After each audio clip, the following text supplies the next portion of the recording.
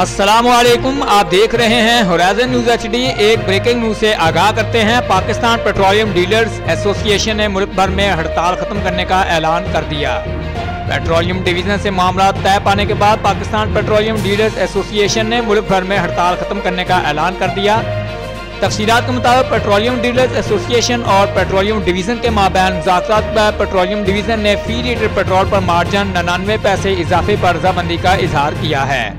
Dealers margin में 25% इजाफा margin में होने वाली ताखीर को कवर करेगा और ECC में मार्जिन 25% इजाफे को सपोर्ट किया जाएगा। पेट्रोलियम डिवीज़न ने 6 माह बाद डीलर्स मार्जिन का जायजा लेने की यकीन दहानी करवाते हुए कहा है कि डीलर्स मार्जिन इजाफा 4.90 रुपये फी लीटर किया जाएगा। मामला तय पाने के बाद पेट्रोलियम डीलर्स एसोसिएशन ने हड़ताल खत्म करने का ऐलान करते हुए पेट्रोल की दस्तयाबी यकीनी बनाने का अहद किया है। पेट्रोलियम डीलर्स एसोसिएशन की हड़ताल के बाद मुल्क भर के बेशतर पेट्रोल पंपों पर पेट्रोल की फराहमी रोक दी गई थी, जिसके बायस मुसाफिरों और गाड़ी चलाने वालों को परेशानी का सामना था। रिपोर्ट अब्तशकूर Saddu, divisional bureau chief, Bahawalpur, horizon news HD।